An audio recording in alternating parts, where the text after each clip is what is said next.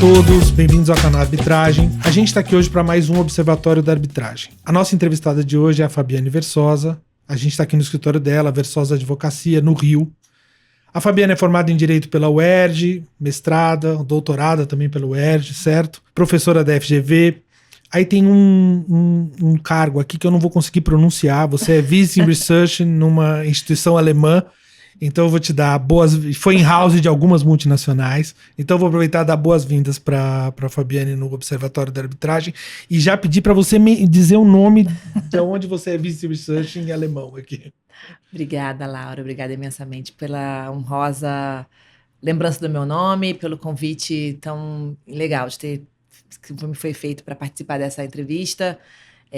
Sou super fã do canal Arbitragem e também do Observatório da Arbitragem, né? Essas entrevistas são realmente muito, muito interessantes e eu fico muito feliz de poder estar participando também. Obrigada.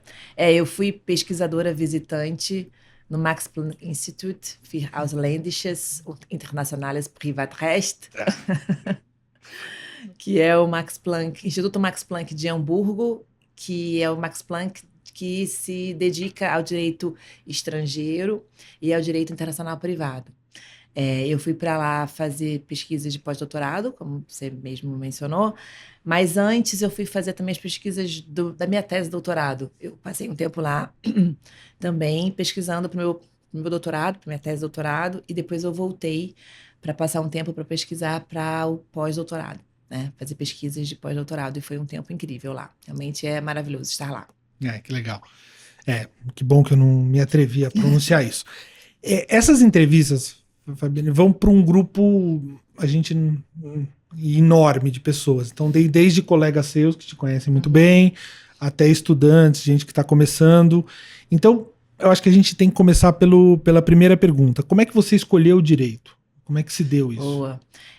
Essa pergunta, inclusive, como você mencionou, eu sou professora da FGV, né, na graduação e na pós-graduação.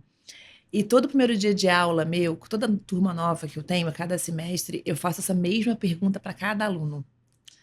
E eu escolhi o direito, na verdade, porque eu queria ser diplomata. Eu queria fazer o curso Itamaraty, queria me tornar uma cidadã do mundo, né? Trabalhando como diplomata. E é curioso porque, como eu disse, eu pergunto para meus alunos isso e vários deles têm essa mesma resposta. Vários fazem direito também porque querem fazer Itamaraty. E aí, em determinado momento da minha vida, né, ainda na faculdade, eu decidi não ter a carreira diplomática, não seguir a carreira diplomática e seguir na advocacia por uma série de razões, inclusive porque eu achei a advocacia, enfim, advogar muito interessante. Entendi.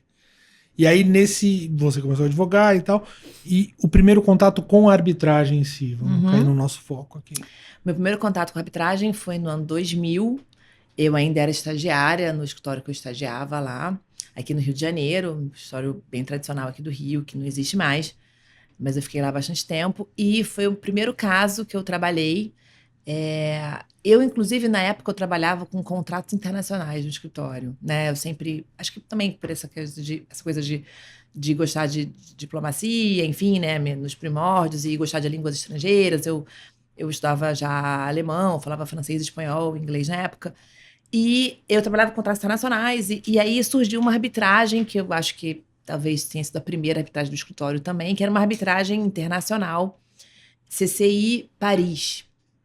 E o escritório advogava para a parte brasileira contra uma empresa francesa em relação a uma planta na Etiópia.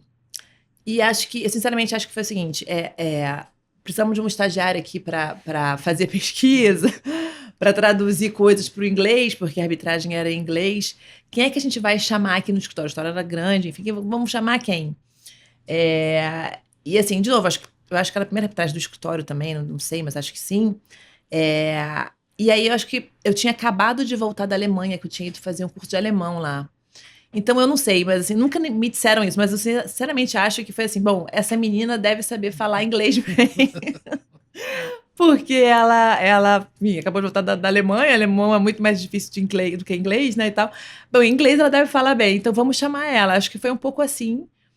E assim, foi sensacional, assim, porque, de fato, foi o primeiro caso que eu tive e eu me apaixonei por arbitragem, amei e nunca mais parei de fazer. Enfim, então foi essa o rito de passagem, digamos, a minha primeira experiência. Foi sensacional, assim, e foi, de fato, sempre lembro com muito carinho desse caso, porque, na verdade, ele mudou minha vida, né? Sim. E foi uma arbitragem bem internacional já, É, pelo que você contou. sim. E aí, nessa sua carreira, você trabalhou em alguns escritórios bastante tradicionais e tal. Só que em algum momento você migrou para o lado do in-house, ou seja, você sentou ali do outro lado da mesa. Uhum.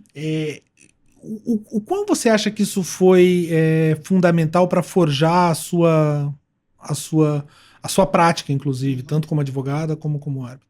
Legal. Eu trabalhei em 2 empresas, em uma delas com contratos internacionais, enfim, também com arbitragem, mas mais contratos internacionais. Era uma empresa que tinha muito foco internacional, e a outra era uma multinacional alemã, aqui no Rio, e lá eu era assim, muito focada na arbitragem também, a gente tinha vários casos.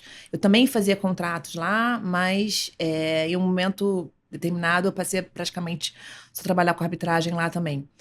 E, Lauro, foi muito importante, assim, eu acho que só quem trabalhou como in-house na vida, em algum momento, sabe o que é ser in-house, assim.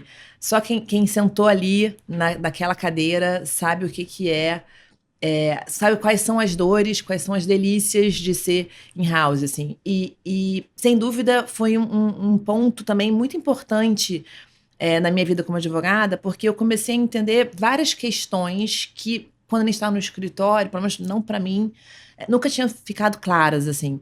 Então, assim, acho que uma lição que eu tirei dessa minha experiência como in-house é que, assim, definitivamente, o direito não é tudo. Né? A parte jurídica não é tudo para uma empresa, assim. Às vezes no escritório, em algumas situações, a gente talvez pense muito nisso, assim, porque a empresa não pode fazer isso porque o direito, enfim, não é o melhor isso aqui, vamos tentar agir de uma outra forma. Mas, cara, assim, às vezes a empresa quer, assim, uma decisão do board, da diretoria, a gente quer ir por esse caminho.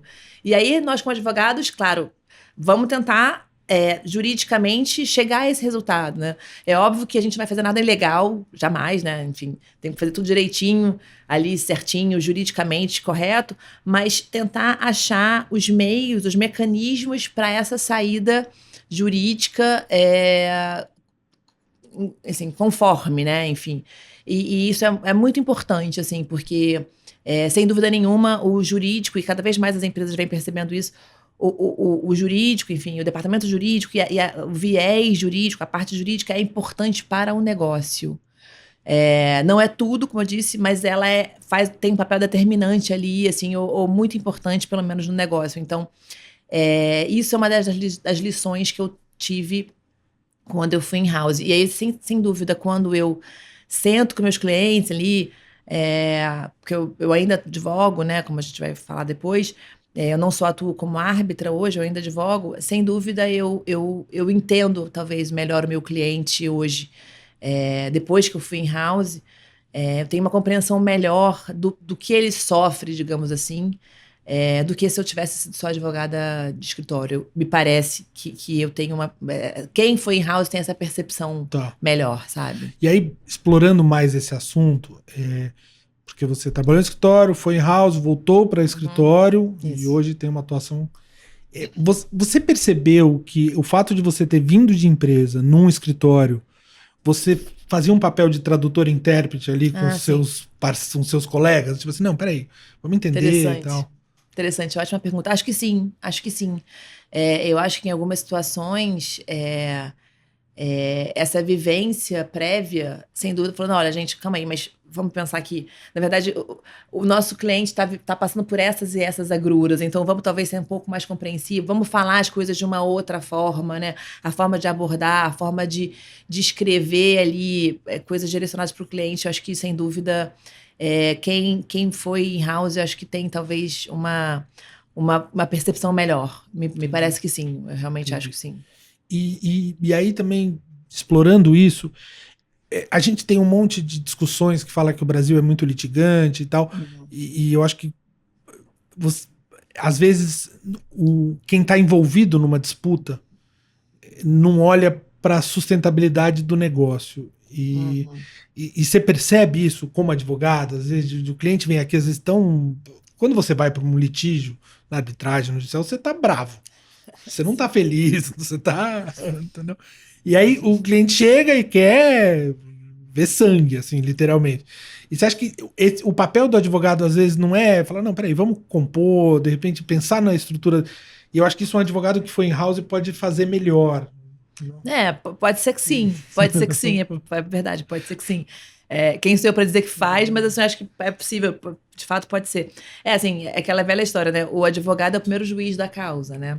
Então, assim, às vezes, assim, o cliente chega, de fato, com sangue nos olhos, né? Querendo metralhar a outra parte, enfim, com ódio mortal, sempre com razão absoluta, né? Enfim, isso Você está ouvindo só o lado dele, né? Exato, né? Exato. Então, é importante, sim, essa temperança, eu acho, sabe? Assim, essa razoabilidade de tentar, além de ver o outro lado, lógico, assim, você avaliar tudo, né? Porque, sobretudo em contratos de longa duração, né? Ou então, às vezes, por exemplo, a segunda empresa que eu trabalhei, ela tinha não só contratos de longa duração com algumas empresas, mas ela tinha vários contratos assim com a mesma empresa. Então, se você pensa assim, poxa, se eu tiver um litígio sério, assim, mortal, mordaz, com essa empresa em relação a uma cláusula de um contrato, eu posso estar espalhando, exato, posso estar comprometendo todos os outros, né, a relação toda, e que às vezes para o negócio, se for um negócio muito grande, isso pode ser terrível, assim, pode ter consequências desastrosas, inclusive financeiras, né? Então, eu acho que você precisa, sim, ter... É claro que o cliente chega com raiva. Normalmente, a outra parte fez alguma coisa que, de fato, não foi muito agradável, etc. Mas é importante ter uma visão disso, assim, tipo, até para a continuidade do negócio, até para evitar prejuízos maiores ainda, você tentar ser um pouco mais empático até com a outra parte e, eventualmente, ou não ir para arbitragem, se for o caso, e tentar talvez uma mediação, que eu acho que assim, eu sei que no Brasil, em questões empresariais, às vezes tem alguma dificuldade ainda de implementação, mas com certeza, depois da pandemia, os números mostram que a mediação, ela mesmo na parte empresarial, ela pode ser muito interessante, ela pode poupar muito choro, ranger de dentes, né? Ela pode ser, sem dúvida, ser muito, muito útil e muito vantajosa, né? Então, assim, tem essa coisa de você ou nem ir para a arbitragem e tentar uma mediação primeiro, ou ir para a arbitragem e fazer uma mediação sanduíche, né? Suspender a arbitragem para começar uma mediação, que tem dado muito resultado, os números também têm mostrado isso, inclusive na imprensa tem saído números em relação a isso. Ou mesmo que sei lá, não deu para fazer uma mediação, alguma coisa assim, você tentar fazer, às vezes, conversar com o seu cliente, assim, e não ir, talvez, com aquela raiva toda. Assim. De novo, eu sei que para quem tá com ódio, né? Quando começa, tipo, parece a história da carochinha, isso que eu tô falando aqui, assim, né? Tipo, não, ela não sabe o que eu tô vivendo, ela não sabe o que eu vivi. Enfim, eu já passei por isso várias vezes. E é isso, assim, muitas vezes é pior essa agressividade, essa belicosidade toda, que na arbitragem já é menor do que no judiciário, sem dúvida, né? É uma litigância, uma litigiosidade menor, graças a Deus, né? Tem que ser assim. Apesar de, pequeno parênteses, às vezes a gente percebe que alguns advogados não entenderam que na arbitragem não é aquela litigiosidade toda que tem no judiciário, é para ser diferente, por favor, tem que ser diferente, né? Mas mesmo assim, às vezes a gente tem que falar para o cliente, olha, vamos tentar fazer de uma forma diferente, vamos tentar, ou então fazer, se não der uma mediação, fazer uma negociação, sabe? Ou então chegar, tocar as coisas, conduzir as coisas de uma forma pensando no negócio, pensando em abrir, em não queimar as pontes, em não fechar as portas, eventualmente abrir outras portas, porque isso pode ser bom para todo mundo, assim. Aquele litígio, ele não, às vezes, assim, o litígio não existe só aquilo no mundo, né? Sim. Assim, ele é um litígio, assim, para quem está envolvido. E aí eu entendo super, porque eu sou advogada também, eu ainda atuo como advogada, então eu sei que às vezes dá raiva mesmo, né? Enfim, a gente fica muito aguerrido. Mas a gente tem que pensar no todo, sabe? E também no futuro, porque às vezes, se a gente está muito. Faz um litígio muito agressivo aqui, mesmo assim, uma agressividade menor que a gente tem na arbitragem, a gente pode estar fechando uma porta para um futuro negócio com aquela empresa, sabe? Então, acho que a gente tem que ter muito cuidado, assim, sabe? E eu acho que sendo in-house, talvez. Não vou dizer em todos os casos, mas em algumas situações, acho que isso pode sim fazer diferença. A gente pode talvez ter essa visão um pouco mais clara diante de nós, assim, sabe? Entendi.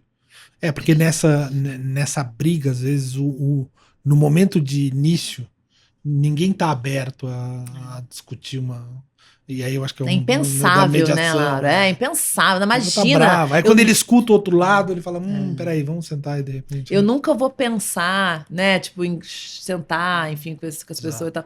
Assim, é interessante isso que você mencionou, porque, assim, eu agora realmente não vou lembrar qual é o capítulo nem o versículo, mas o livro de Provérbios na Bíblia diz que quando o primeiro vem, o primeiro que vem, o primeiro que aparece, sempre parece ter razão. Mas depois, quando vem o outro e apresenta as suas, a coisa muda de figura, né? Não é exatamente isso que a Bíblia diz, é um pouco diferente de redação, mas a Bíblia lá atrás já falava isso no livro de Provérbios de Salomão. Olha, o primeiro que aparece parece estar coberto de razão, tal. Aí quando vem o segundo, fala, opa, não é bem assim, né? Então, isso sem dúvida, talvez não para todos, mas para muitos casos, isso é muito claro, assim. E, inclusive, recentemente eu tive a oportunidade de falar num evento e eu mencionei o seguinte: quantas vezes a gente, como advogado, não vai conhecer de fato o caso durante a audiência de instrução? Porque você vai ouvir o outro lado, né? Não, e de uma forma muito claro, porque você tá vendo as testemunhas, né, ali. Porque, assim, você eu já li as petições, outra parte, tudo bem. Mas quando você vê as testemunhas falando, você fala, cara, assim, isso aí meu cliente nunca me falou. Né? Tipo, ele chega. Não, porque assim, eu tenho toda razão, porque assim, eu tenho documentos e tal.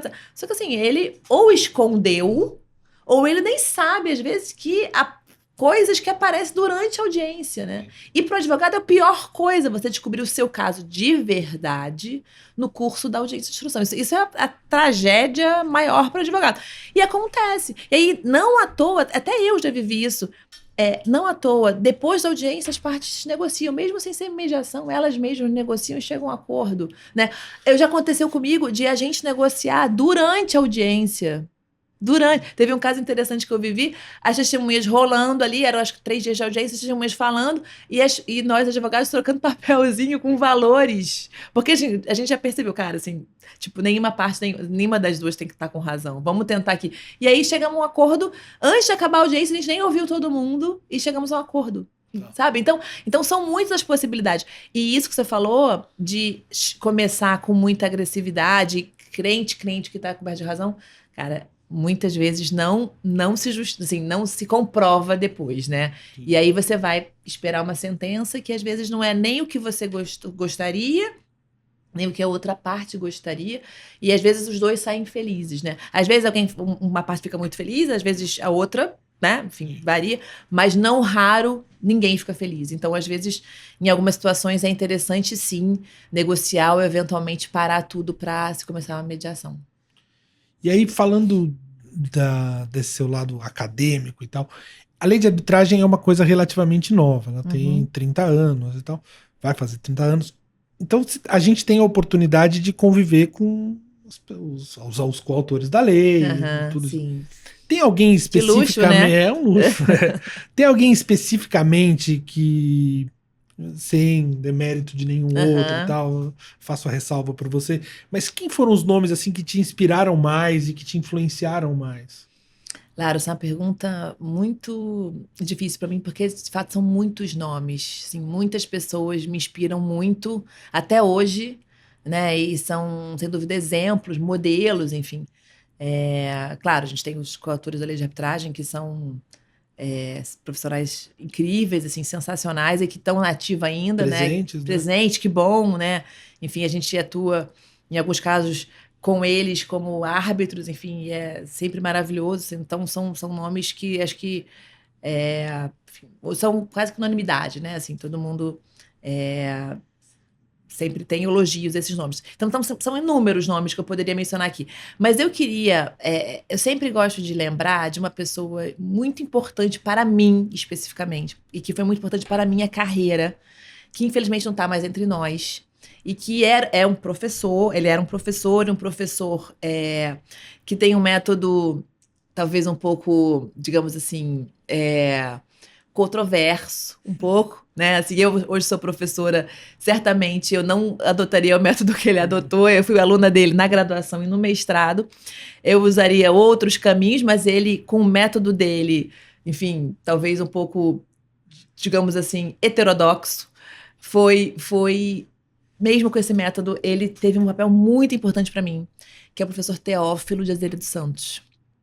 O professor Teófilo, como eu disse, já faleceu, mas ele era um professor titular de Direito Comercial da UERJ. E ele foi professor de diversas instituições, né? E aí, como eu disse, ele foi professor meu na graduação e também no mestrado.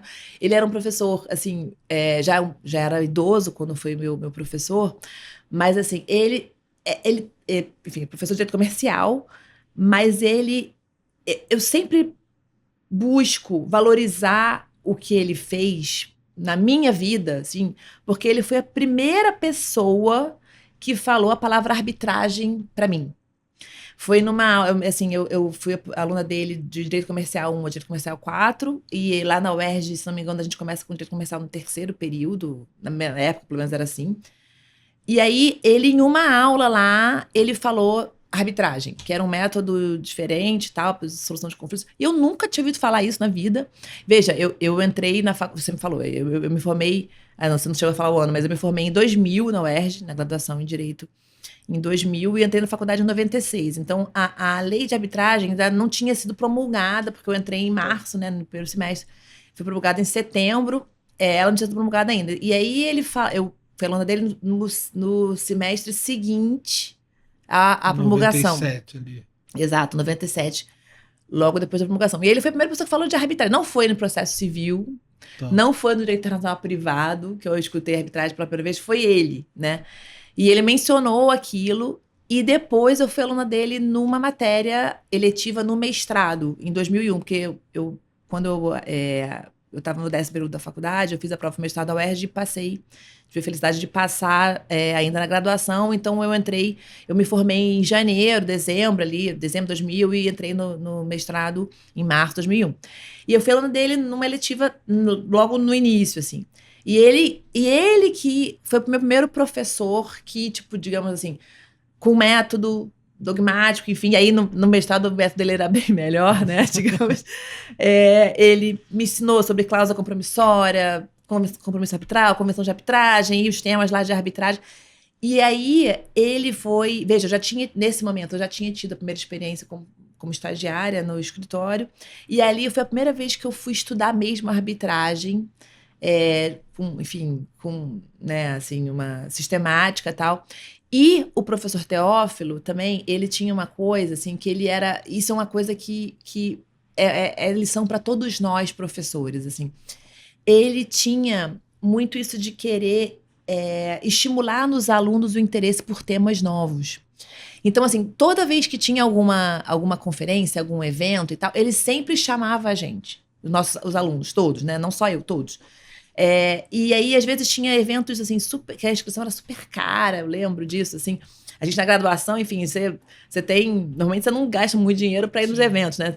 Então, mas ele sempre conseguia que todo mundo que quisesse se inscrevesse, ele levava a gente e tal. E tem até uma história... Quando o professor Teófilo faleceu, eu e a professora Selma Lemes tivemos a oportunidade de escrever uma nota, né, em honra a ele, né, que a gente publicou lá na revista Brasileira de Arbitragem, da qual eu tenho a honra também de ser editora-chefe hoje, né? Então, a gente publicou lá, a professora Selma e eu publicamos. E aí, a professora Selma lembrou de uma situação que aconteceu, agora também não vou ler para todos os detalhes, mas foi muito engraçado, assim, que teve um evento, lá nos primórdios, acho que antes da promulgação da lei, ou logo depois da promulgação da lei, enfim, um evento de arbitragem lá em São Paulo. Acho que foi antes da promulgação da lei, não sei, mas nessa nota aí que eu falei, tem os detalhes. Aí, teve esse evento lá em São Paulo, acho que foi na Fiesp, talvez na Fiesp, e no auditório, enfim, e que nem esperava que fosse ter público, porque, cara, não era de arbitragem, naquela época, sei lá, 95 talvez, ou 96 mesmo, não sei, um evento de arbitragem, mas assim, o professor lotou o evento, assim, lotou, tinha um monte de gente e tal, muita gente, inesperadamente.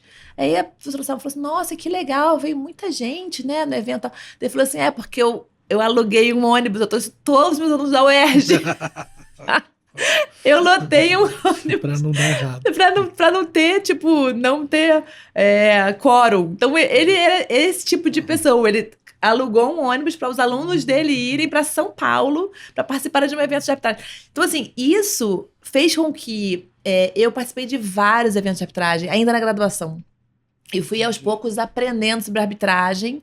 Depois, no mestrado, ele também, às vezes, fazia isso, se não me engano. E foi por causa dele que eu comecei a aprender mais e, enfim, e acabou que nunca mais parei, né? Então, dentre tantos nomes, Laura, tantas pessoas em que eu me inspiro, o professor Teófilo, sem dúvida, assim, eu faço questão de demonstrar minha gratidão, sabe? Ele nem tá mais aqui hoje, mas, assim, lá no terceiro período, ele plantou uma semente, né, no meu coração, digamos assim, sendo um pouco meio romântica, mas que acabou se tornando fundamental para minha carreira, né? Foi a partir dali que eu digo, assim, a partir desse primeiro contato que eu tive com o meu professor de graduação, que eu segui essa trajetória que eu sigo até hoje, né? E falando dessa trajetória, ou seja, você durante a pandemia, ou seja, num período muito atípico, né, muito complexo, Sim. você decidiu montar o seu próprio escritório. Aham. Que é uma atitude de bastante coragem, eu diria. E como que se deu isso? Ou seja, a pandemia impulsionou isso? Isso já era um plano? Como que foi essa... Eu era sócia de um escritório, né? Que eu fiquei lá 4 anos e eu era a administradora do Rio, assim, a legal managing partner do escritório aqui no Rio, né? O escritório tem unidades em várias cidades, né? Várias capitais aqui no Brasil. Tem também em Portugal uma unidade. E quando decidiram abrir o Rio, eles me chamaram, foi um convite muito honroso e eu aceitei para ser a managing partner do escritório do Rio. E, de fato, em 2021, eu decidi me desligar do escritório para abrir o meu. Felizmente, não tive briga com ninguém, graças a Deus, tenho um relacionamento ótimo com eles até hoje, enfim, com os sócios e fundadores e com os outros sócios e com os advogados, felizmente, nenhum problema, graças a Deus. Mas a decisão foi justamente por causa da questão dos conflitos, né? A decisão que eu tomei, Lauro, certamente eu não fui a primeira e também não serei a última, assim, é um caminho natural de todo mundo que começa a atuar mais como árbitra, né? A primeira vez que eu fui nomeada árbitra, foi em 2012. Eu fui nomeada árbitra única, foi logo assim tipo, prova de fogo na primeira já, né? Assim, árbitra única já, uma responsabilidade grande, né? Enfim. E aí eu vinha atuando já assim, com o tempo em algumas arbitragens como árbitra. E aí, assim, felizmente, assim, com muita alegria, eu fui percebendo que as nomeações iam crescendo, estavam aumentando de um tempo para cá. E aí, em 2021, eu percebi que essas nomeações, algumas delas eu não podia aceitar por conta da minha participação como sócia naquele escritório, né? Que, como eu disse, era um escritório com várias unidades no Brasil, com muitos sócios e tal. E havia alguns casos que eram muito interessantes, eu não pude aceitar, né? E isso começou a se repetir. Tá. Até comecei a fazer assim, uma observação, falei assim, será que vale a pena continuar sócio desse escritório? Porque com todo o carinho que eu tenho, enfim, todo o respeito, e tenho até hoje, como disse, nenhum problema, mas eu acho que as recusas, ou na verdade as minhas impossibilidades de aceitar as nomeações começaram a se repetir em casos interessantes e vultosos também, casos inclusive que envolviam, por exemplo, empresas alemãs, né, eu falo alemão, como eu disse, então é interessante atuar em casos assim, e eu tive que começar a recusar por conta de ser sócio daquele escritório. Então, esse fator foi o principal, Tá. houve outros também, mas esse foi o principal que me fez abrir o escritório sendo sócia única, né? Então, o meu escritório é uma sociedade individual de advocacia, né? Eu sou a única sócia propositadamente, né? Isso tem uma razão de ser, justamente para evitar ou minimizar ao máximo as possibilidades de conflito, para que eu possa atuar mais como árbitro. Então, é uma decisão que foi tomada, de fato, é sempre um risco, né? Assim, sempre Sim. uma decisão que tem que ser muito pensada, mas faz 3 anos hoje que eu tomei, né? 3 anos e um pouquinho, alguns meses, e felizmente, assim, eu fico feliz de constatar, depois desse período, que não me arrependo, eu fico muito feliz, acho que foi a decisão mais correta a se tomar naquele momento. De novo, assim, não é uma decisão só minha, é uma decisão que vários dos profissionais Você acha que isso é uma vêm atuando. tendência? Que os árbitros vão ser cada vez mais especializados Eu acho que, pelo andar da carruagem que nós estamos vivendo na arbitragem, sobretudo no Brasil, de haver talvez uma. Como eu posso endereçar isso? Assim, talvez uma forma muito, talvez histriônica quase, que está sendo adotada, assim, em relação a algumas partes, alguns advogados estão sendo muito, assim, mais realistas do que o rei em relação à nomeação dos árbitros e impugnam por detalhes que, a rigor, me parecem não seriam razões efetivas, fundamentadas, digamos, para impugnação. Assim, a gente tem percebido isso em algumas situações, inclusive que tem chegado ao judiciário. Então, por conta dessa reação, às vezes, que tem acontecido por parte de algumas partes ou advogados, me parece que a tendência tem sido, de fato, cada vez mais. De um lado, assim, eu vejo profissionais muito bons, muito gabaritados, experimentados, não quererem mais nem atuar como árbitros. Né? Infelizmente, Existe. por causa disso, né? É uma pena para o mercado, inclusive, Sim, porque sem dúvida. profissionais que poderiam contribuir muito às suas decisões, já falar, cara, nem quero mais, sabe? Porque às vezes, por detalhes bobos, eles estão sendo recusados ou impugnados, enfim. Então, tem esse lado, ou essa posição de atuar. Muitos têm atuado exclusivamente como árbitros. Eu acho que isso pode ser uma tendência. No meu caso, eu não atuo exclusivamente como árbitra, né? Inclusive, muita gente pensa que meu escritório só atua como árbitra, mas não. A gente continua advogando, tanto na arbitragem quanto no processo judicial, por várias razões. Inclusive, uma das razões é porque eu gosto de advogar, né? Eu fico feliz advogando, não gostaria de parar agora de advogar. Mas, assim, normalmente os clientes que eu tenho são clientes meus antigos, que eu trouxe lá do outro escritório, que são fiéis, estão comigo até hoje. E quando eu abri o escritório, eu falei: olha, eu vou para um escritório meu, mas você pode ficar aqui se você quiser, não tem problema nenhum. E todos quiseram vir comigo. Foi uma coisa que me trouxe muita alegria. Todos os meus clientes quiseram vir comigo, então eles continuam sendo meus clientes hoje. Mas às vezes surgem ainda casos de clientes novos, e aí eu faço uma checagem de conflito ali, claro. E se eu achar que, enfim, não vai também trazer um problema para minha atuação como árbitra, eu tenho aceitado. Então, acho que a maioria das pessoas que atua assim, que tomou essa decisão, tem escolhido atuar só como árbitro, e é uma decisão respeitabilíssima. Sim. Tá? Acho que talvez seja de fato a tendência, como respondendo a sua pergunta, mas eu particularmente não optei por isso. Eu ainda advogo, mas claro, assim, enfim, com maior zelo, para que justamente esse passo que eu dei de abrir o escritório só meu não vá colidir com os meus casos como advogada, né? Lógico que eu tenho uma atenção maior em relação a isso. Entendi. Né? E aí, passando para um tema que é que é bem controverso e que é do momento. Recentemente o Sebar lançou as diretrizes de dever de revelação, uma soft law e tal. Sim. Eu gosto da definição do professor Marcelo Huck de soft law, que são leis fofinhas, né? Então, assim, que é uma só. E teve uma reação crítica dizendo: isso é o clube se juntando para se defender. E como que você enxerga as diretrizes do Sebar? Você acha que aquilo, de alguma forma, pelo menos dá um parâmetro, um caminho para Sim, eu isso? acho super. Acho que vieram em ótima hora. Acho super oportunas. Eu sei que assim, é difícil, assim, as pessoas geralmente têm muito essa visão do country club, né? E a visão do country club não é só no Brasil, mas no mundo todo tem isso, é um clubinho e tal. Revolving door, e por aí Exato, vai. enfim. Mas eu acho que. Eu definitivamente acho que não é isso. Não é. Eu acho que isso tem sido importante por conta disso que eu falei, essa reação muito ali muito ferrenha de algumas das partes de alguns advogados, enfim, em relação a essa coisa da impugnação de árbitros que tem chegado ao judiciário, né? E assim, eu acho que é muito salutar que o Sebar tenha feito isso.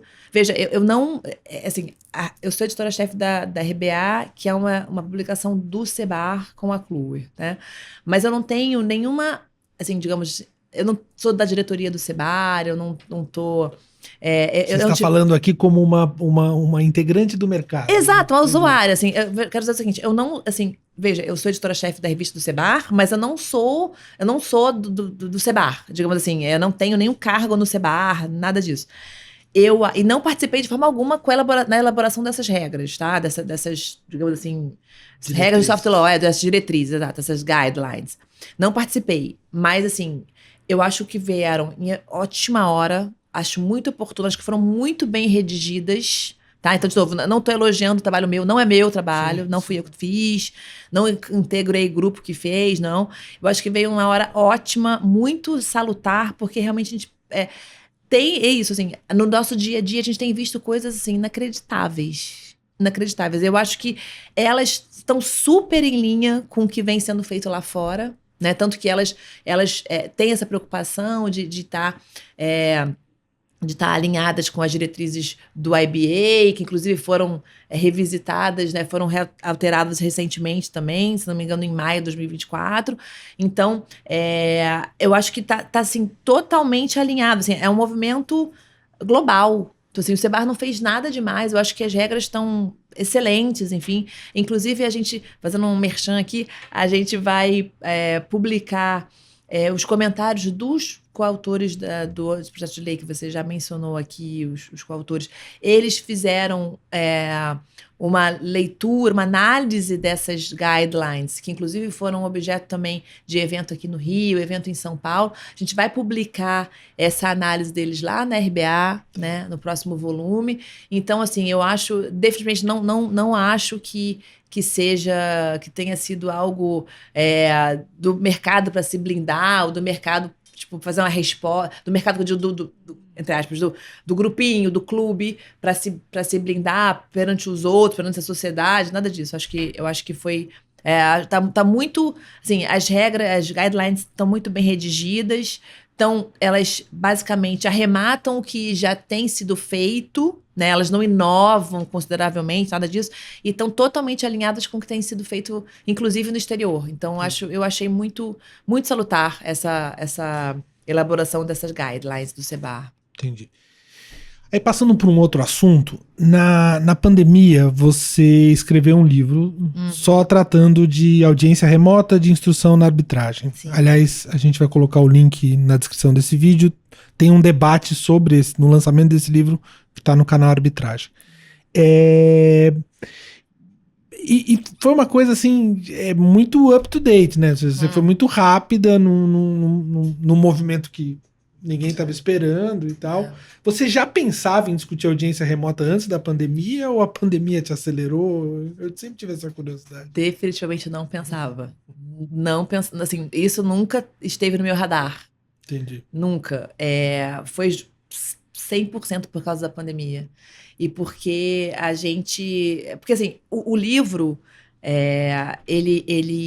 Um livro publicado pela revista Tribunais, né, Thomson Reuters, e que, de fato, eu tive a honra e o prazer de ter o canal Arbitragem transmitindo esse debate que a gente fez aqui no Rio, com o professor Pedro Batista Martins, que é um dos autores, né, um dos coautores da Anteprojeto de Lei, e o professor Antônio Cabral, que é o professor titular da UERJ de Processo Civil. Enfim, então, nesse debate foi muito interessante, porque a gente tinha o coautor da lei de arbitragem, alguém que entende muito de arbitragem, e uma pessoa de processo civil, né, discutindo isso, porque, obviamente, esse tema também tem a questão dos princípios processuais e tudo mais.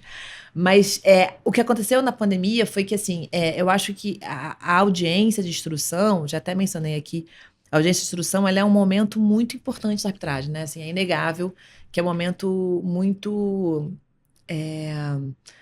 decisivo, às vezes, né? Assim, muitas vezes, eu até como árbitra, muitas vezes quando a gente sai da audiência, a gente já tem a decisão ali. A gente ali foi um momento, assim, muito importante momento chave para a gente decidir o caso em um ou outro lado, enfim, a direção que a gente vai tomar. Então, assim, a gente, sem dúvida, é um momento muito importante. E a gente sempre fez, assim, claro, assim, por exemplo, a audiência de termos de arbitragem, audiência de assinatura, de negociação e assinatura de termos de arbitragem, a gente já fazia muito, assim, antes da pandemia, online ou até por telefone. Eu fiz já várias, por call, assim, negociar termos de arbitragem por telefone, remotamente, normal, comum. Na audiência de instrução, acontecia também, né? Sobretudo em arbitragem internacional, às vezes era muito complicado ou muito custoso trazer alguém lá de fora, enfim, acontecia, mas era muito raro, assim. Sim. Pelo menos na minha experiência, assim, era muito menos, assim. A parte, às vezes, aceitava pagar, enfim, ou aceitava...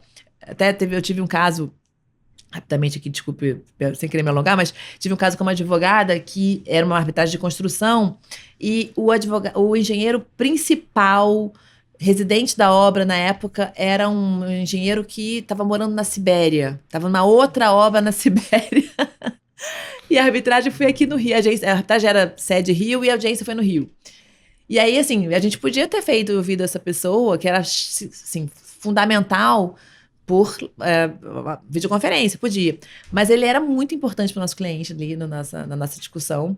E aí a empresa decidiu trazer a pessoa da Sibéria. E aí a empresa que estava trabalhando no momento falou, não, tudo bem, eu tiro o meu engenheiro da minha obra lá na Sibéria, mas assim, você vai ter que me pagar por hora, vai ter que pagar para a empresa, né? Por hora, desde o momento que ele sai de casa até a hora que ele chega de volta. Então, assim, ele ficou, assim, foi, sei lá, no mínimo 10 dias, porque até 3 dias de viagem para ir, 3 dias para voltar, depoimento, não sei o quê. Assim, foi uma fortuna, foi caríssima, assim, mas a empresa aceitou pagar, né, assim, para ele poder ser ouvido e tal. Foi ouvido e tal. Então, assim, era muito raro, né? Só que aí, um belo dia, eles ficaram, cara, assim, não tem mais como fazer audiência presencial. Acabou. Não tem mais essa opção. Ou você espera a pandemia acabar, em vários casos se esperou, suspendeu e tal. Em outros, falando, cara, assim, tem que ser, né? Tem relatos de casos, não aconteceu comigo, mas tem relatos de casos que a audiência começou na semana antes da decretação, né, pela OMS, da pandemia e tal, e teve que continuar na semana seguinte online, assim. Então as pessoas tiveram que se mover em 3 dias, assim, uma loucura, né? Então, assim, era ou isso ou suspender sem saber até quando, né? Eu, inclusive, atuei num caso como árbitra em que a gente suspendeu 3 vezes. Até que a gente falou, cara, não dá mais pra suspender, vamos fazer online mesmo, né? Então, foi uma coisa assim, Laura, assim, só quem trabalha com arbitragem, sobretudo antes da pandemia, que acho que entende como é que foi esse chacoalhar, né? De não poder mais fazer audiência presencial. Então, foi por isso mesmo que eu decidi escrever, assim. Então, já se falava, assim, então, se a audiência nessas condições, por videoconferência, fere o contraditório, isso é motivo de anulação e tal. Então, foi por isso que eu decidi escrever. E aí, isso começou também a ser debatido em eventos online, sempre, claro, né? E aí, eu comecei a escrever, se não me engano, em agosto de 2021, né? Sobre esses temas. Acho que o mais difícil para mim foi conseguir material naquele momento, porque as bibliotecas todas fechadas, Sim, né? sim. No Brasil e no exterior também. E pouco se escrevia sobre isso ainda também. Então, assim, os livros que os livros estrangeiros, principalmente, os brasileiros eram mais tranquilos, mas os estrangeiros, muitos deles eu tive que comprar para poder ter acesso a essa parte. Assim, sobre a audiência remota mesmo, tinha pouquíssima coisa escrita. Mas eu fiz uma análise dos princípios, né, processuais, contraditório, ampla defesa, etc. E aí, às vezes, precisava de livros antigos, estrangeiros e tal. Assim, eu tive que comprar. E aí foi pesado, mas pelo menos consegui escrever e lançar em 2022, dezembro de 2022. E agora eu tô trabalhando na segunda edição do livro. Ah, que legal. Né? Porque eu falo, nessa segunda edição, claro, eu atualizo, enfim, trago mais alguns elementos e tal, mas uma das coisas que vai ter na segunda edição é um capítulo totalmente novo para desenvolver um tema que foi falado rapidamente na primeira edição, que é o deepfake e o deep dub. Tá. Né? Então, assim, por exemplo, a gente teve aí o comercial de uma grande montadora de veículos recente, em que eles tinham uma grande cantora, falecida em 82, cantando ao lado da sua filha, né? E é perfeito, né? Assim, quem não conhece aquela cantora... Quem não sabe de quem se trata, acha que estão ali, né? Que estão ali, os dois, né? E aí, meu amigo, é inegável que a gente... é irrefreável você pensar que pode ser que ele esteja uma audiência online e quem esteja depondo não seja a testemunha, sei lá, José da Silva. Nossa. Quem está depondo é outra pessoa, que tem lá, só que botaram o rosto do José da Silva, a voz do José da Silva. E a opinião, entendi. Exato, falando coisas que o José da Silva jamais falaria, né? Isso dá um debate, hein? Isso dá um debate, uma dor na espinha, né? Dá até medo, assim, de você pensar. Sobretudo se você for árbitro, você tá vendo ali, você vai julgar um caso, inclusive com base numa testemunha que talvez nunca tenha falado ali, nunca tenha estado, nunca tenha participado daquela audiência online. E é muito interessante, é um tema bastante legal, assim, que a gente está... que é um tema em construção, porque a questão da inteligência artificial, a gente está vendo isso, hoje está se deparando com essas perplexidades todas hoje, né? E aí o que eu posso dizer é assim, pelo menos até hoje, no dia de hoje, não há nenhum método, não há nenhuma ferramenta que consiga dizer 100% se aquela pessoa ali é ela mesma ou se é deepfake, deep dub. Não há. E aí nós, árbitros, imagina, julgando aquele caso, tipo, provavelmente eu não vou ter condição de dizer. Sim. Sabe? Então, os grandes experts não estão conseguindo, quanto mais eu, que sou advogada e trabalho como árbitra. Então, acho que esse é um problema sério que a gente está tendo. E é nisso que eu estou trabalhando nessa segunda edição. Que, se Deus quiser, deve sair até o final do ano. Sabe que a gente tem uma pergunta, tá até aqui na minha lista, de qual é a experiência mais inusitada que você teve numa arbitragem. Mas essa sua resposta é qual a experiência mais inusitada você pode vir a ter numa arbitragem? Eu acho que eu vou até adicionar isso posso. Aqui eu acho que assim, o meu livro, inclusive, ele tem várias recomendações práticas, né? Assim, sobre audiência remota. Tem várias. Assim, quem tiver interesse pode olhar lá. E essas recomendações práticas foram colhidas ao longo desses anos que a gente vem fazendo audiência online depois da pandemia, né? Tem várias dicas ali que eu tenho dado e tal. Mas sobre o deepfake, assim, eu espero poder, na segunda edição, dar uma dica mais certeira, mas a gente não tem, assim.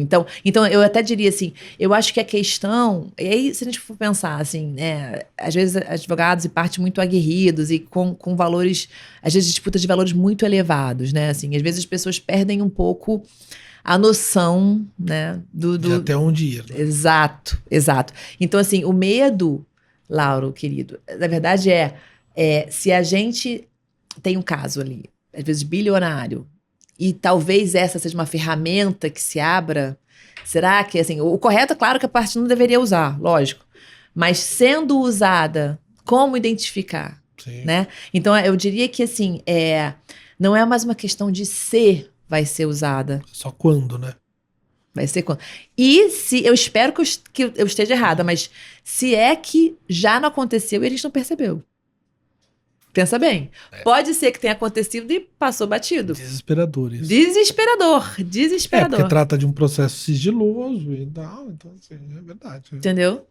Isso é Mas assim, eu vou manter minha pergunta. Ah, então tá. Além de trazer uma testemunha da Sibéria, que já é por si só uma experiência inusitada numa arbitragem, tem alguma outra que você... Cara, que você acha? tem. Vou contar que demora um tempinho, pode ser? Não. Tem uma situação que eu vivi como advogada, que era um caso super, assim, importante para o escritório na época. E os advogados da outra parte eram extremamente belicosos, enfim, muito litigiosos, pessoal mais de contencioso cível, que faz arbitragem também, mas talvez em menor grau. E aí que assim, talvez esse pessoal que ainda não entendeu bem que na arbitragem a gente tem que virar a chave, é um pouco diferente a forma de se fazer, né? Mas enfim, mas com todo respeito a todos os profissionais, lógico. E aí era uma arbitragem, uma audiência de 3 dias, longa, enfim, muito ali estressante e tal. E teve um momento que uma testemunha ia depor, logo em seguida de outra, e ela estava lá já para depor, e o tribunal falou, vamos fazer uma pausa aqui de uns 10 minutos e tal. E aí eu vi que aquela testemunha ela teve uma troca de olhares com o advogado da outra parte, da minha outra parte, né? É uma testemunha que foi falada pela outra parte, tá? E aí quando teve essa pausa, eles se olharam, eu tava ali olhando direto para eles, né? Eles se olharam e aí o advogado falou, então eu vou dar um pulo no toalete, sei lá. E aí a testemunha foi se encaminhando, e aí eu falei, cara, com certeza eles vão pro toalete, e a testemunha, assim, todo mundo deve saber disso, claro, mas só para esclarecer, uma testemunha que já depois, ela tem que ir embora. Ela não pode mais, tipo, conversar com as outras testemunhas. Não pode haver isso de, tipo, olha, eu depus isso, você combina, né? E fala isso também, né? Enfim. Não pode acontecer. Mas o que eu pensei ali, bom, o que vai acontecer é que o advogado vai falar para a testemunha, possivelmente no toalete. Olha, os dois eram rapazes, né? Eram senhores, enfim. E aí, olha, fala isso, fala aquilo, de acordo com... Tipo, comprova o que a testemunha falou, etc. Tal. E aí, eu falei... Eu tinha um chefe na época, no escritório, um chefe muito querido. E eu falei assim, chefe, vai lá no toalete. Vai lá, porque senão eles vão conversar, eles vão combinar o depoimento. Ele, não vou não quero ir. Agora eu falei, cara, olha só, eu não posso ir porque eu sou mulher. Não posso entrar no toalete. Mas você, homem, você pode. Vai lá, por favor, vai lá. Ele, não vou. Eu falei, cara, vai. Ele, não vou. Não foi. Enfim, tudo bem. E eu fiquei com aquilo assim, ai, meu Deus do céu, eles combinaram. Tudo bem. Aí, acho que aquele foi o segundo dia de audiência. Tal, beleza. Acabou a audiência, fui pra casa, fui dormir e tal. Gente, eu dormindo. Eu cheguei, falei assim, chefe, vai lá, chefe, vai. Eu fiquei com tudo no meu marido, dormindo na cama. Chefe, vai lá no banheiro, chefe. Vai lá, chefe. Aí, assim, gente, eu acordei, eu tava cutucando meu marido pra ele, assim, ir no banheiro. Aí ele olhou, assim, tipo assim, você tá completamente louca, né? Enfim, assim, felizmente que meu marido, a gente tá junto há 22 anos, né? Entre noivado, namoro, casamento, 15 anos de casado. Mas ele deve estar assim, gente, essa mulher tá me chamando de chefe no meio da noite. E me mandando ir pro banheiro. Sabe assim, você fica tão impregnado daquilo, exato, assim, sabe? Aquilo vai tomando tanto a sua cabeça. Assim, de novo, assim, a audiência é um momento tão especial, tão importante, que faz você sonhar com isso, inclusive cutucar o seu marido no meio da noite para fazer algo que o chefe deveria ter feito durante a audiência. Então, essa é uma situação que enfim, foi muito, muito inusitada que eu vivi, e que ficou marcada para a história da nossa família, na verdade. Transcendeu a questão. A gente faz aqui uma série de entrevistas com partes, né? Sim, eu sei, eu acompanho. Sim, é muito legal. E algumas coisas que surgem, essa importância do sigilo na arbitragem ou não. E assim, a minha conclusão, sem nenhuma ciência de ouvir as entrevistas, todos gostariam que a arbitragem tivesse mais transparência, todos gostariam de ter acesso a casos, mas ninguém quer que seja o seu caso. Claro, sim. Então assim, eu adoraria que tivesse transparência, mas o meu não. Para os outros, né? Os outros divulguem outros aí, divulguem. Eu adoraria ver o caso dos outros, mas o meu não, o meu é muito bem específico. Como é que você resolve isso? Porque assim, tem uma crítica de falta de transparência, mas ao mesmo tempo tem a demanda do sigilo da arbitragem, que é inclusive um atrativo para a escolha da arbitragem. Né?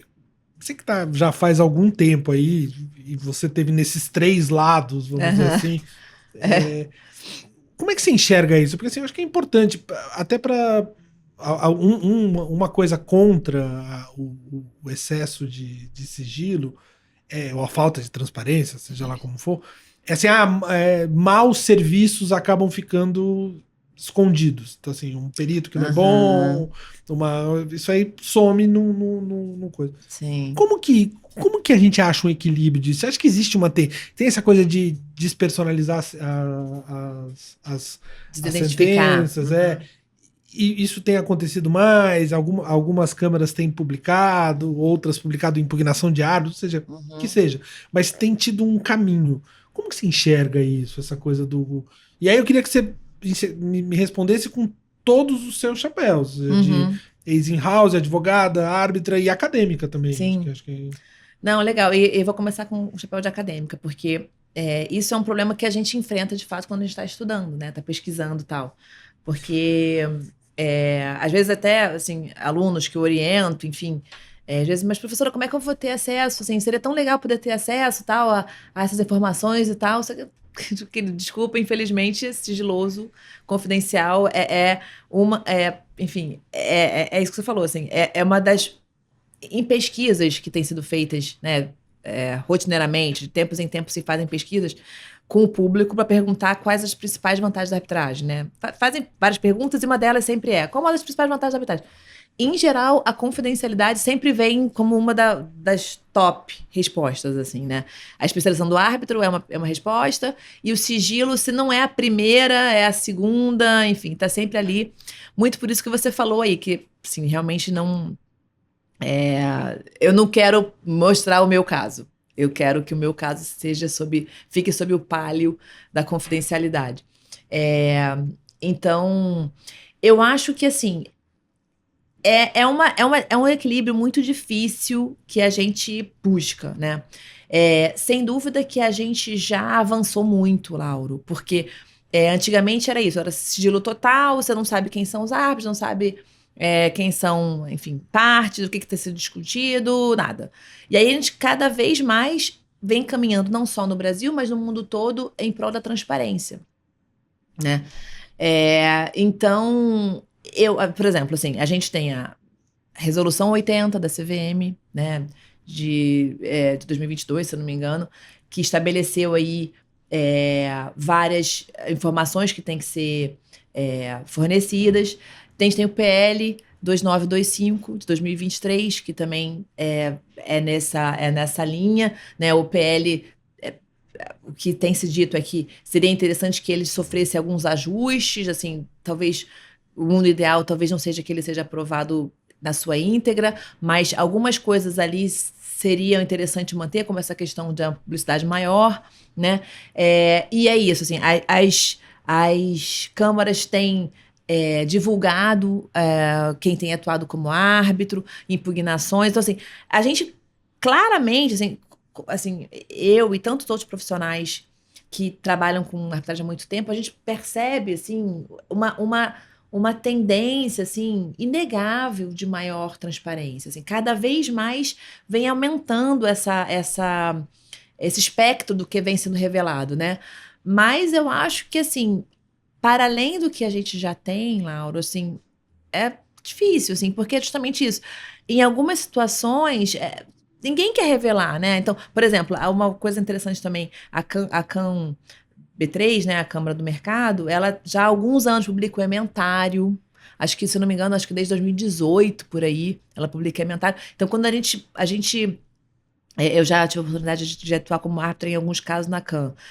A gente faz uma coisa que não é assim, comum. Quando a gente faz a sentença, a gente tem que preparar uma ementa. Então, justamente, eles pegam aquela ementa lá e publicam, né? Para todo mundo, para o mercado, enfim, os usuários terem acesso ao mínimo da decisão. Isso é interessante. Que caminho a coisa está tomando. Exato. Porque, assim, isso é uma discussão... Assim, eu até tive a oportunidade de palestrar num evento no Paraná recentemente, e eu falei isso. Assim, eu lembro, quando eu voltei da Alemanha para as pesquisas de pós-doutorado, em 2017, uma coisa que se discutia muito naquele momento era... As arbitragens societárias precisam de maior transparência. A gente precisa saber o que está sendo discutido. Porque, assim, vamos lá, no Brasil, a gente percebeu claramente que as disputas não vão ser as disputas principais, as mais, digamos, mais técnicas, assim, mais sofisticadas. A maioria delas não vem sendo decidida pelo judiciário, decidida pela arbitragem. E aí, isso é legal, ótimo, mas o problema é que o mercado, as empresas ficam sem guidance. Tá. Tipo, como é que eu faço nessa situação? O que eu faço? O que é o certo para fazer? Eu não tenho mais, assim, tanto jurisprudência para olhar. Eu tenho que olhar as decisões arbitrais para saber como é que eu tenho que fazer. Só que elas são sigilosas, a maioria delas. Né? Então, assim, aí você fala, poxa, mas nos Estados Unidos não é assim. Nos Estados Unidos tem o Tribunal de Delaware que julga tudo. Legal, só que a gente não tem essa estrutura aqui. Entendi. Né? Os caras lá, os juízes são super especializados, julgam super bem. Aqui, com todo respeito às varas empresariais, às varas que julgam assuntos comerciais, é por uma série de razões, e não tanto pela questão da especialização, mas muito questão da celeridade e a questão da confidencialidade mesmo, as partes têm escolhido ir para a arbitragem, né? Por uma gama de motivos, né? E aí a parte não fica assim, cara, eu faço o quê? Como é que eu, né, na situação aqui, eu não tenho mais guidance do judiciário, por favor, alguém me diga o que eu tenho que fazer. Então, esses ementários, eles ajudam nisso, da tomada de decisão do dia a dia da empresa. Entendi. Só que é isso, assim, eles ajudam muito, os ementários ajudam muito, mas às vezes a parte quer ter acesso à íntegra da decisão. Mas aí cai nisso que você falou, poxa, mas o meu caso eu não quero divulgar. Então, é difícil mesmo. Assim, acho que a gente ainda não conseguiu um equilíbrio, assim. Então, agora, por exemplo, eu já tive a oportunidade de manifestar, inclusive academicamente, sobre as arbitragens coletivas e societárias, que são uma coisa diferente, né? Enfim, muito diferente, e não é a mesma coisa de uma arbitragem multitudinária, né? Que a gente tem, por exemplo, 1.500 acionistas de uma empresa contra aquela empresa. Isso é uma arbitragem coletiva societária? A princípio, não. Né? Assim, tem outras razões, outros aspectos que definem o que é uma arbitragem coletiva societária, né? Enfim, já tem muita gente que escreveu sobre isso e eu também tive a oportunidade de publicar alguns trabalhos sobre esse assunto. Nessas arbitragens específicas, eu acho que deveriam ser públicas. Entendeu? Assim, o regulamento da CAN, por enquanto, tem mantido elas confidenciais. É uma opção da Câmara. Enfim, eles têm achado que elas, iguais às outras, também devem ser sigilosas. Mas Você diz que elas devem ser públicas porque é algo que interessa um minoritário e não, tal. e ela tem efeito erga omnes. Entendi. A decisão, né? E aí, assim, por exemplo, na minha opinião, na minha humilde opinião, eu acho que a gente só pode falar de arbitragem coletiva societária no Brasil quando, por exemplo, a gente tem uma associação atuando como substituta processual dos acionistas, tá? Ela está atuando ali não como representante, mas como substituta processual daqueles acionistas, tá? Então, assim, veja que não é qualquer arbitragem societária, né? Tem algumas especificidades que a definem como tal. E aí, essa decisão que os árbitros tomam, eles proferem, ela tem efeito erga omnes para todos os acionistas. A gente tem ali discussão de direito homogêneos, direitos individuais homogêneos, que podem interessar tantas outras pessoas, entendeu? Entendi. Então, assim, como tem efeito erga omnes, me parece, da minha humilde opinião, que essas arbitragens deveriam ser públicas, né? E o PL 2925 vai nesse sentido, enfim. Então, eu acho que isso é uma coisa que talvez deveria ser repensado, né? Se faz sentido que elas continuem confidenciais? Não sei. Me parece, a princípio, que não, sabe? Então, tem todas essas questões, assim. Mas mesmo os que não são coletivas societárias, às vezes o mercado quer saber mais detalhes, mas acaba esbarrando nisso que você disse da parte de cara, assim, mas eu não quero divulgar. Né? É difícil. Você mencionou aí o seu papel de acadêmica, né?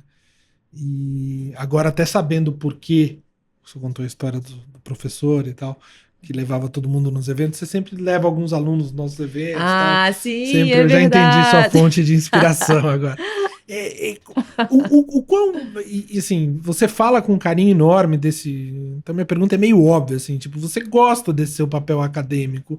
E o quanto você acha que isso compõe na sua visão, no fato de você estar. Porque eu acho que é uma troca, né? Eu nunca dei aula, mas tive bons professores. Assim. Sim. Assim, vou começar pela fase final, parte final da sua fala, assim. Eu tive muitos bons professores. E eu nunca pensei em ser acadêmica. Quando eu estava na faculdade, eu não tinha essa ideia, assim, de ser acadêmica.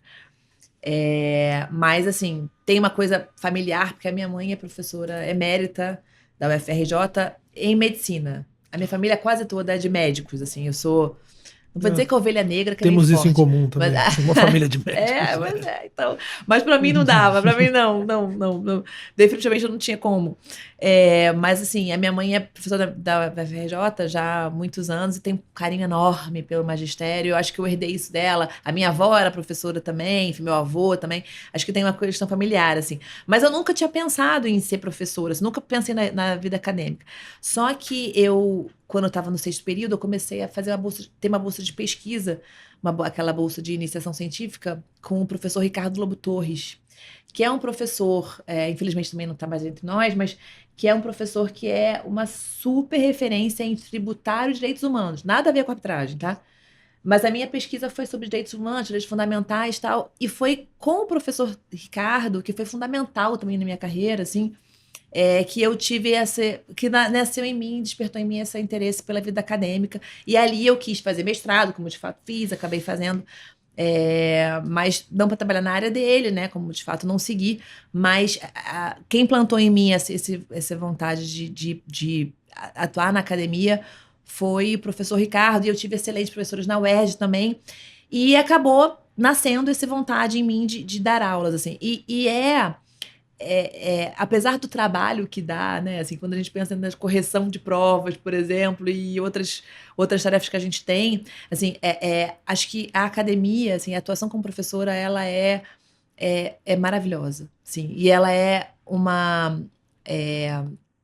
ela é uma troca, como você falou, assim, muito preciosa. E ela é boa para todo mundo, assim, sabe? Assim, se você for um bom professor, né? Claro, porque se você for um professor ruim, você na verdade, isso é uma responsabilidade, assim, porque, veja, se você for um professor ruim, você pode fechar uma porta para o seu aluno, que pode ser um talento naquela área. Só que se você for péssimo, eu falo, cara, eu jamais vou querer trabalhar com essa área, eu odeio essa área. E às vezes ele podia ser super talentoso, Sim, né? claro. Então, começa uma grande responsabilidade, né?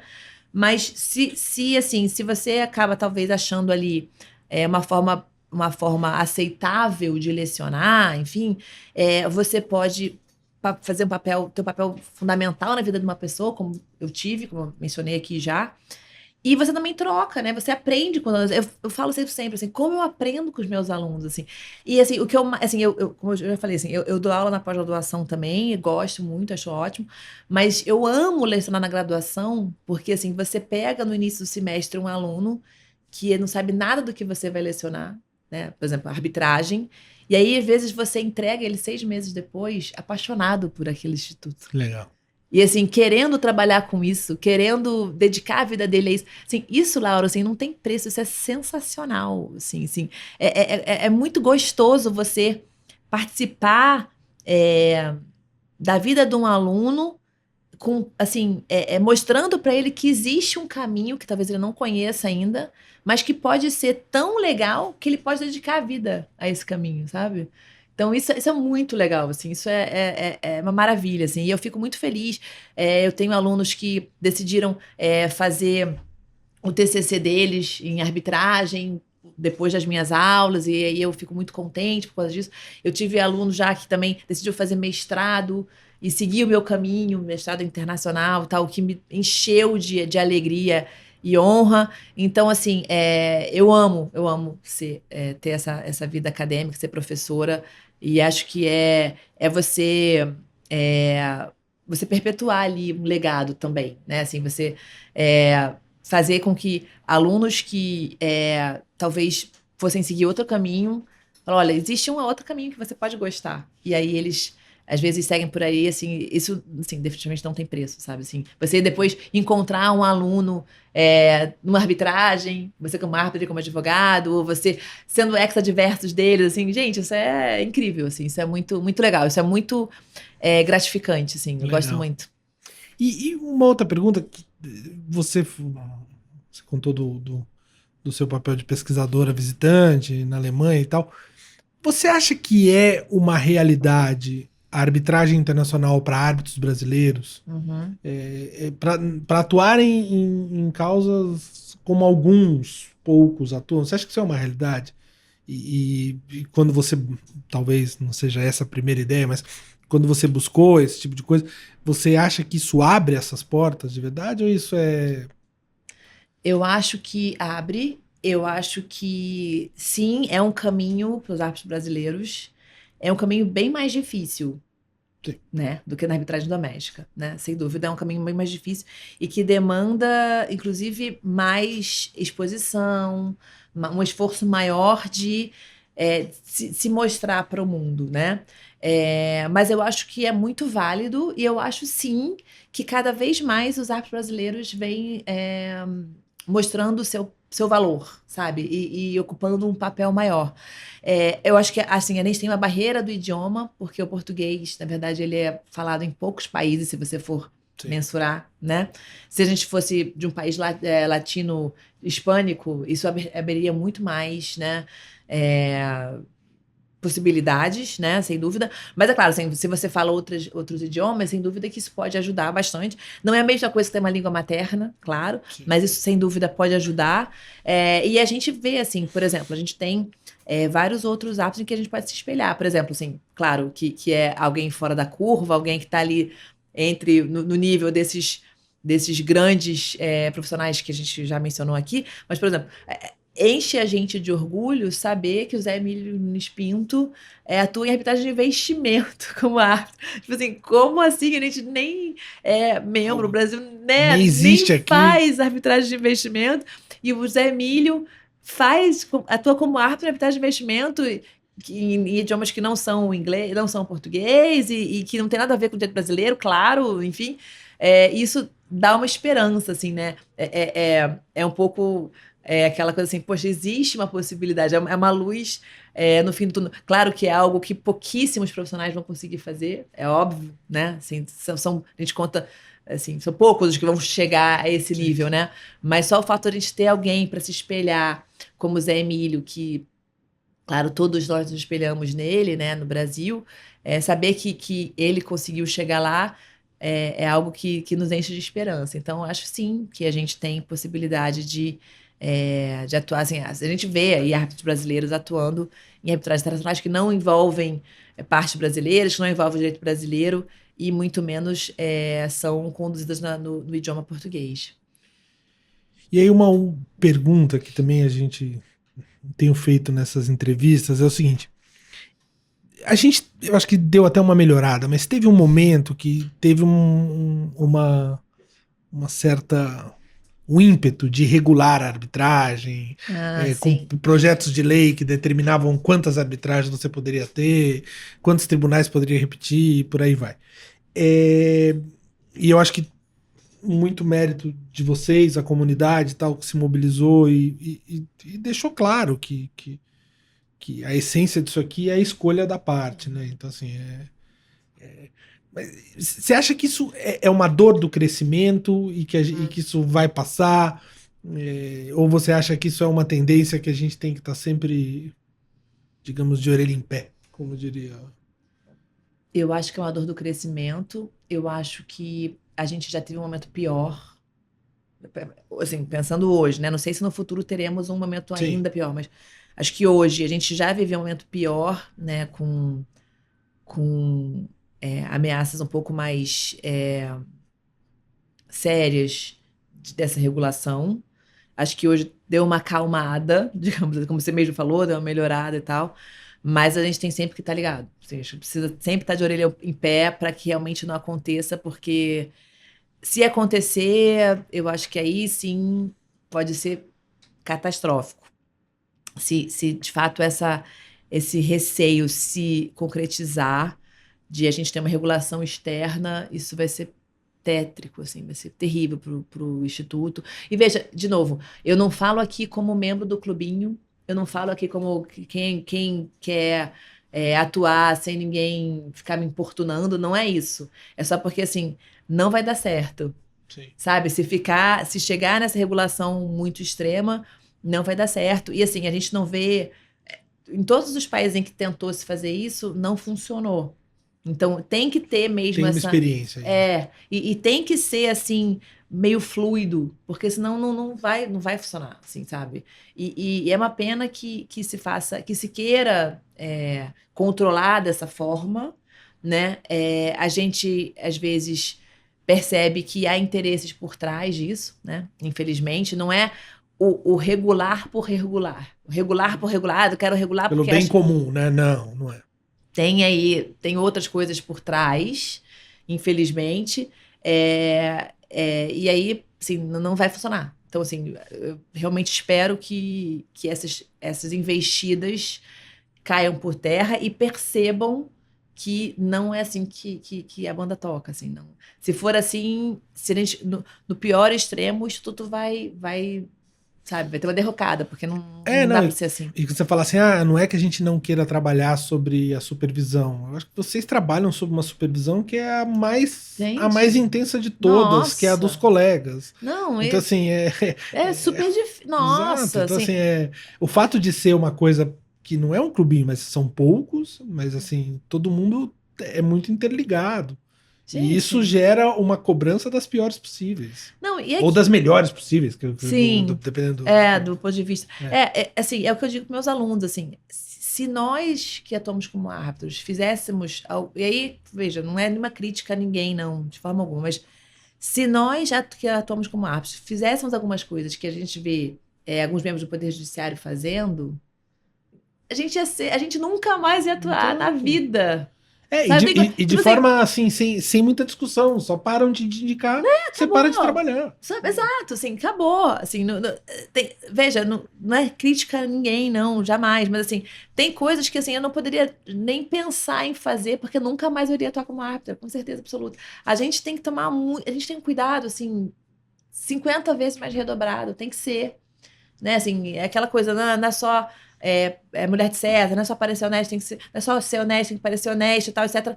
E assim, isso é muito sério porque assim, é a nossa atuação. Se a gente fizer algumas coisas, assim, saiba assim, você nunca mais vai atuar. É, Vai fazer outra coisa, vai vender coco na praia, assim, ótimo. né? Vai vender mate-leão, sei lá. Eu não sei se eu devia falar leão aqui, mas vai vender mate na praia com biscoito, assim. Mas assim, isso você não vai mais fazer. Sabe? Assim, é basicamente. Então, assim, não tem essa, assim. É claro, assim, eu não posso falar por todos os profissionais. Assim, talvez existem algumas coisas que são feitas com interesses espúrios. Talvez, É né? da natureza humana, né? Você vai ter gente. Da natureza humana, lógico. A gente tem profissionais preocupados e atentos em todas as áreas. E também não os tem em todas as áreas. Agora, não dá para digamos assim, uniformizar, não dá para generalizar que todos são assim. Não, assim, a gente faz tudo com. É tão cuidadoso, sabe? É com tanto zelo que a gente faz que. E vou te falar, cada vez mais, a comunidade, assim, que atua como árbitra, ela cada vez mais atua, toma atitudes com essa preocupação cada vez mais radicais, assim. Sim. Não, assim, eu Você faço tem evento há percebido, muito né? tempo. Eu não conheço nenhuma comunidade que perca tanto tempo se autoanalisando, discutindo e se autocriticando. Então, acho que isso Exatamente, é exatamente. assim, a gente às vezes fala, tem evento demais, mas, cara, é sempre a mesma história. Vamos discutir o que dá para melhorar. E todo Revelação. mundo apontando o dedo para si mesmo É. e no sentido de, tá bom, então eu acho que isso é. O que eu tenho que fazer, né? Exato. Revelação é sempre um tema. É. Sempre, sempre. Essa questão é sempre um tema, enfim. E aí, pra gente encerrar, e a gente deixa uma pergunta mais bacana pro final, assim. Uhum. Como você enxerga o futuro? E você deve ouvir isso dos seus alunos até. Para você, essa pergunta é especial. Como que você enxerga o futuro da arbitragem no Brasil? Do ponto de vista prático mesmo. Você acha que tem uma tendência de crescimento? E como que você enxerga isso? Eu acho que sim, acho que a gente tem uma tendência de crescimento, acho que a gente consegue ainda avançar por fronteiras que a gente ainda não avançou muito. E falando de alunos, assim, é uma coisa curioso, assim, porque falando da minha trajetória também, assim, acho que é uma coisa muito interessante, assim. Eu tenho muitos alunos, pessoas que não são minhas alunas, que procuram para falar disso, assim, o que você acha que eu devo fazer? Como que eu devo... é, Enfim, eu gostaria de fazer o que você faz. O que eu deveria fazer, né? Qual é o caminho que eu deveria trilhar, assim? E aí é isso que, assim, uma coisa que eu acho muito legal e é, muito animadora, assim. Como eu disse, eu comecei a trabalhar com arbitragem no ano 2000, quando eu era estagiária ainda. E na minha trajetória, para eu trabalhar com arbitragem, que era o que eu percebi que eu gostava, eu quis, eu tracei essa meta, né, de trabalhar com isso, eu tinha que ser advogada. Eu precisava advogar. Advogar era a única forma de fazer. E ok, que bom, eu gostava de advogar e tal, mas eu não tinha outras possibilidades. Uma coisa que eu falo para meus alunos hoje e que eu fico muito feliz de poder presenciar isso é que assim a gente percebe pessoas que fizeram concursos públicos, né, para Advocacia Geral da União, procuradorias dos estados, de municípios e tantas outras carreiras jurídicas públicas, podendo atuar com a arbitragem também. Isso é sensacional, assim, porque isso, inclusive, abre um leque enorme para essa nova geração, né? Que era uma coisa impensável para mim. Eu jamais poderia ter feito concurso e atuar com arbitragem naquele momento.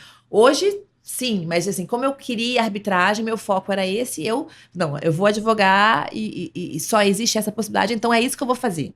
Mas hoje, os jovens, a nova geração, os meus alunos, etc., eles podem fazer um concurso público que tem assim várias coisas interessantes, né, como sabemos, né, do ponto de vista inclusive operacional, e trabalhar com arbitragem também, porque a arbitragem envolvendo a administração pública direta e indireta tem crescido assim muito, né, e é algo que nós que estamos na arbitragem há muito tempo vemos com muito bons olhos, né? Que bom, né? Porque a gente antigamente eu tive casos aí que tive que lutar muito para o ente público participar da arbitragem, se submeter à cláusula que ele mesmo tinha pactuado, sem nenhum tipo de coação, né? Enfim, mas ele não queria de forma alguma. Eu tive vários casos assim. E hoje a gente vê a própria gestão pública inserindo cláusulas nos editais de contratos, etc., e se submetendo, elas participando, né? A gente vê aí a AGU,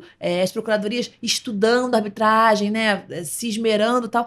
E que legal isso, né? Então, assim, sem dúvida, isso abre um leque muito maior do que eu tive na minha juventude, né? Então, assim, o fato do jovem advogado optar por ir pela carreira pública e poder, logo depois, trabalhar com arbitragem é algo que eu acho que é sensacional e abre muitas possibilidades para os jovens profissionais. E isso é uma coisa que eu vejo mais recente e que me enche de alegria, né? E o que significa que só demonstra isso que eu falei, assim, que a gente cresceu, a arbitragem cresceu no Brasil e acho que tem muito ainda espaço para crescer, né?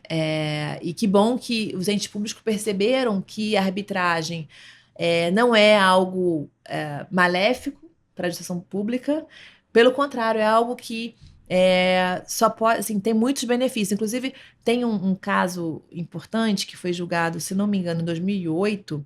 Se não me engano, é um agravo regimental em mandado de segurança, acho que é 11.308, que foi relatado pelo ministro Fux quando era no STJ. Ele era ministro do STJ ainda. Acho que são esses dados. Era 11.308, mandado de segurança.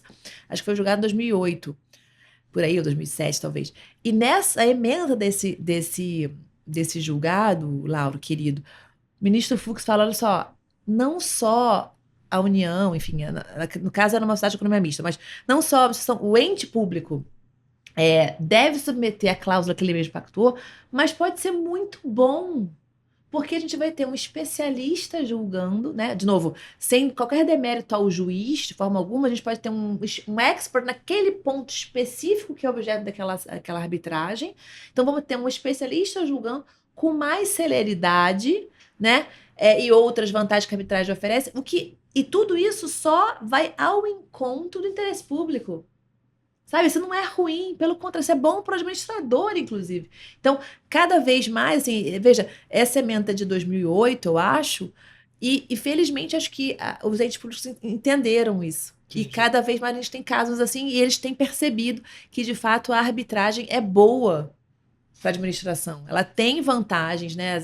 A especialidade, a celeridade não vão contra o interesse público. Pelo contrário, eles vão totalmente ao encontro do interesse público. E isso é muito legal de você ver, esse crescimento também nessa área.